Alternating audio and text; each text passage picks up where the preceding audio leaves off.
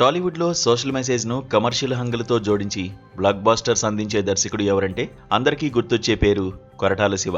ప్రభాస్ నుంచి ఎన్టీఆర్ వరకు అందరికీ కెరీర్ బిగ్గెస్ట్ హిట్స్ ఇచ్చిన ఈ సెన్సిబుల్ డైరెక్టర్ ప్రస్తుతం ఒక విచిత్రమైన పరిస్థితిని ఎదుర్కొంటున్నారు.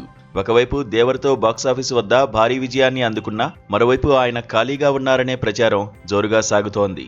దీంతో అందరూ కొరటాల శివ పని అయిపోయిందనుకుంటున్నారు. ఆచార్య లాంటి భారీ పరాజయం తర్వాత కొరటాల పని అయిపోయిందని చాలామంది విమర్శించారు. కానీ దేవరతో తనేంటో మళ్లీ నిరూపించుకున్నారు. అయితే దేవర పార్ట్ 1 వచ్చి చాలా కాలం అవుతున్నా పార్ట్ 2 ఊసే లేకపోవడంతో మళ్లీ విమర్శలు మొదలయ్యాయి. ఎన్టీఆర్ ప్రస్తుతం డ్రాగన్ షూటింగ్లో బిజీగా ఉండడంతో కొరటాల ఖాళీగా మిగిలిపోయారు.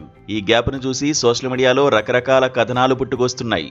కానీ బయటకు వినిపిస్తున్న మాటలకు లోపల జరుగుతున్న వ్యవహారాలకు అస్సలు సంబంధం లేదు. కొరటాల శివ ఖాళీగా లేరు. నిజానికి ఆయన ఒక పక్కా ప్లాన్తో తన కెరీర్కు ఒక స్ట్రాంగ్ బేస్ క్రియేట్ చేసుకుంటున్నారు.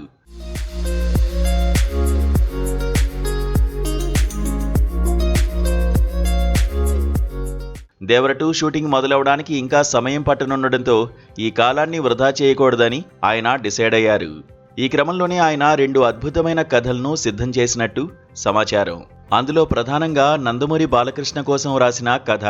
ఇప్పటికే అబ్బాయి ఎన్టీఆర్తో 2 బ్లాక్ బాస్టర్స్ అందించిన కొరటాల ఇప్పుడు బాబాయి బాలయ్యను డైరెక్ట్ చేసేందుకు రెడీ అయ్యారు. ఫిలిం నగర్ టాక్ ప్రకారం ఇప్పటికే బాలయ్యకు లైన్ నరేట్ చేయడం, ఆయన పాజిటివ్గా స్పందించడం కూడా జరిగిపోయాయట.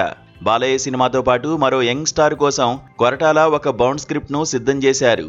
ఆ యంగ్ హీరో ఎవరనేది ఇంకా సస్పెన్స్లో ఉన్నప్పటికీ ప్రస్తుత ట్రెండ్కు తగ్గట్టుగా ఒక యాక్షన్ ఎంటర్టైనర్ను ఆయన డిజైన్ చేశారట.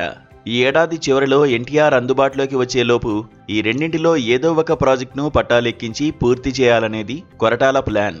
కొరటాల శివ అంటేనే ఎమోషన్స్ ఇంకా ఎలివేషన్స్కు కేర్ ఆఫ్ అడ్రస్. అలాంటిది బాలయ్య లాంటి మాస్ పల్స్ తెలిసిన హీరోతో ఆయన సినిమా చేస్తే థియేటర్లు దద్దరిల్లడం ఖాయం.